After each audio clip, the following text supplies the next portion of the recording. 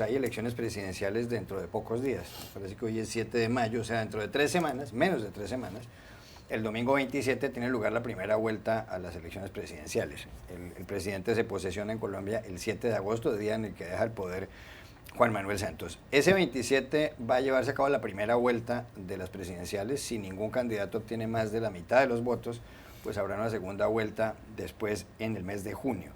Según las encuestas, la mayor parte de las encuestas, quien puede ganar estos comicios sería Iván Duque, el candidato de la coalición que encabezan Álvaro Uribe Vélez, expresidente, y Andrés Pastrana, también expresidente. Tiene alrededor del 37% en la mayor parte de los sondeos. En segundo lugar, con más o menos un 29%, estoy promediando, está Gustavo Petro, exalcalde de Bogotá, que fue él, y además un hombre de izquierdas. Él fue militante del M-19, un grupo guerrillero que posteriormente hizo la paz. En tercer lugar figura Sergio Fajardo, que fue alcalde de Medellín y gobernador del departamento de Antioquia, que es un profesor de matemáticas y tiene alrededor del 13, el 15, en algunas el 17%. Y más abajo, en la cuarta casilla, está Germán Vargas Lleras, del partido Cambio Radical, que fue vicepresidente de Santos y que ha sido un hombre con mucha experiencia, ha sido ministro varias veces y senador y víctima de un atentado por lo demás, pero él tiene más o menos el 9%. En una proyección de una empresa que se llama Cifras y Conceptos dicen que Vargas Lleras pasaría a segunda vuelta, pero la mayor parte de las encuestas no dan ese resultado. Más abajo aparece el candidato liberal Humberto de la Calle con aproximadamente un 3%. Entonces, si las elecciones fueran hoy y se cumplieran las encuestas, pasarían a segunda vuelta Duque y Petro. El establecimiento, la clase empresarial, le tiene miedo a Petro, porque es un hombre que ha dicho que convocaría una asamblea constituyente para cambiar las cosas, y además fue muy amigo de Hugo Chávez, fue quien llevó a Hugo Chávez la primera vez. Dice la revista Semana, en un artículo titulado en forma de pregunta que dice Gustavo Petro, ¿esperanza o miedo? Dice que él ha recogido las banderas de la antipolítica, que en cierto modo se ha convertido en una especie de populista de izquierda, como un Trump de izquierda, y dice Semana que él tiene un discurso ingenioso para hacer campaña, pero riesgoso para gobernar, y que si pasa segunda vuelta puede que se le sume un sector importante del Partido Liberal, e incluso de gente de Sergio Fajardo. ¿Es Petro para Colombia un símbolo de esperanza o es motivo de miedo?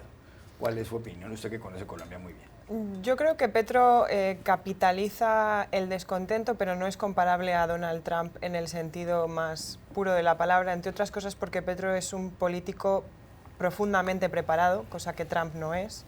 Tiene experiencia política, Trump no la tiene.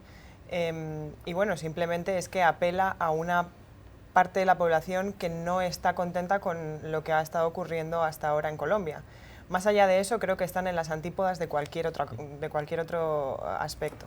Lo que sí es cierto es que Petro, digamos que ha enarbolado el rostro de el sí, ha capitalizado un poco el voto del proceso de paz, porque el partido de Santos se ha diluido en estas elecciones. Y luego tiene una capacidad muy grande de atraer al voto que no suele votar. Es decir, a la gente joven, a la gente de estrato bajo que no está interesada en las elecciones. Y por eso las encuestas no deben de ser tan fiables, no deben de ser tan confiables para hacer una proyección, porque está muy bien sacar el voto que se queda en casa, pero a la vez ese voto que se queda en casa se queda por algo. Así que no es tan fiable que acudan a las urnas. La derecha es mucho más fiel a la hora de ir a votar. Lo que ocurre es que, bueno, lo hemos comentado varias veces, yo no creo que los números que reflejan sobre Vargas Lleras, ese 9%, sean tan bajos. Lo que también es cierto es que cuando Vargas Lleras sube, el que baja es Duque.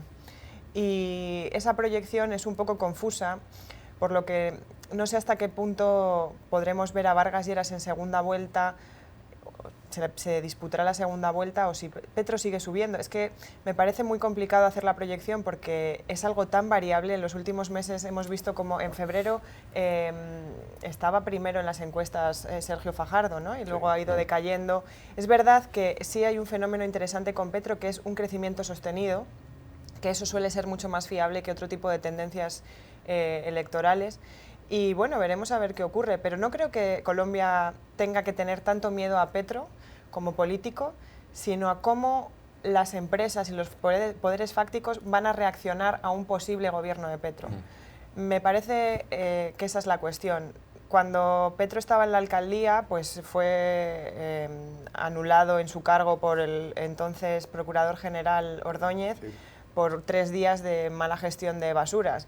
Bueno, Bogotá ha estado con una mala gestión de basuras 100 días con Peñalosa y no ha pasado nada, ni nadie ha dicho nada, ¿no? O sea, creo que tiene más que ver con cómo reacciona la clase política o la clase fáctica, el poder fáctico en Colombia, que lo que él es, porque desde luego no es un loco trampista que se va a tomar la política colombiana a la ligera, lleva mucho tiempo peleando por eso y me parece que hay cierto populismo también en colocarle a él como si fuera un diablo, ¿no?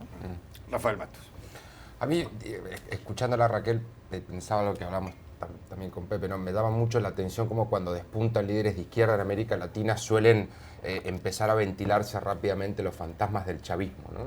Creo que la región que en los últimos años ha marcado un claro giro hacia la derecha con la elección de Macri en Argentina, Piñera en Chile, el ascenso de Temer en Brasil, claramente el giro que había dado en la década anterior hacia la izquierda con el kirchnerismo, el chavismo, el surgimiento del ALBA y demás se ha diluido, ¿no? Pero esa demanda por un liderazgo más atado a las preocupaciones sociales, a la equidad, a la lucha contra la pobreza y el descontento contra las élites corporativas y la concentración de la riqueza sigue presente, ¿no? Pero me gustaría a mí que en la región tuviéramos una nueva izquierda, el surgimiento de una izquierda que no necesariamente apareciera tan atada al chavismo o al populismo que tanto daño hizo, como hemos visto en Venezuela y también el caso de la Argentina. Me queda esa duda si Petro es ese tipo de líder, ¿no? Porque se lo acusa, ¿no? de que puede llegar a tirar a Colombia hacia ese lado, algo también parecido a lo que suele ocurrir con López Obrador en México. Pero creo que la izquierda en América Latina se debe una redefinición de la identidad que le permita desprenderse de estos fantasmas del chavismo que reaparecen en cada elección, ¿no?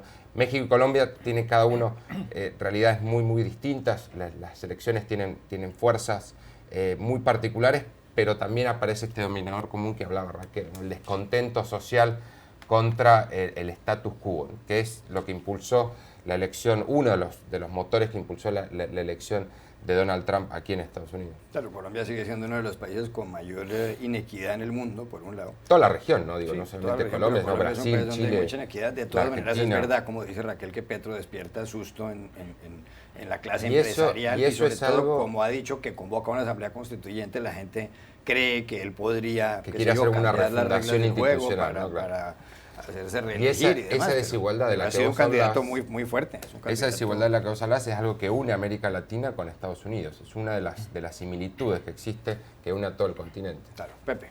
Sí, continuando con la reflexión de Rafa y de Raquel, si tú pones el nombre de Andrés Manuel López Obrador en el excelente artículo de Semana sobre Petro, prácticamente yo creo que el 95% podría encajar, ¿no? Incluso el hecho de que ambos fueron alcaldes, ¿no? Hay una realidad, por lo menos en México y Colombia, ser antisistema en este momento tiene cierto nivel de popularidad, ¿no? Y el hecho de que estén construyendo una candidatura, ¿no? Que tenga esta mística populista, ¿no? Creo que tiene también que ver con la propia mercadotecnia política, ¿no? Yo no dudo que probablemente en ambos casos haya una percepción del cambio político mucho más profunda de lo que nos quieren hacer creer los titulares, ¿no?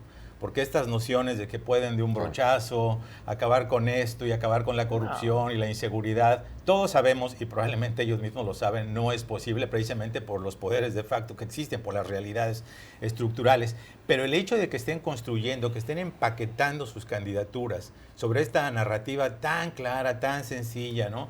De muy fácil entender, en ocasiones creando chivos expiatorios, en ocasiones creando dilemas que no existen, ¿no? Falsas dicotomías. De alguna manera es algo que se puede digerir de una manera muy fácil. Cuando un economista hace una explicación muy profunda de las complicaciones de cómo estabilizar la divisa de un país, pues no es tan atractivo como alguien que te diga simplemente yo voy a llegar y lo voy a hacer porque los empresarios están vendiendo al país o el Tratado de Libre Comercio, que no es muy distinto a lo que está pasando en otras latitudes. A mí lo que me llama la atención, sobre todo de esas analogías, Juan Carlos, es el hecho de que al mismo tiempo que su candidatura está creciendo de Petro, como ocurrió con López Obrador, al mismo tiempo tienen muchos negativos. En el caso de López Obrador y México, obviamente no hay una segunda vuelta, eso opera en su favor, pero en el caso de Colombia, no sé si eso puede ser de alguna manera la puntilla que evite que eventualmente Petro llegue a la presidencia.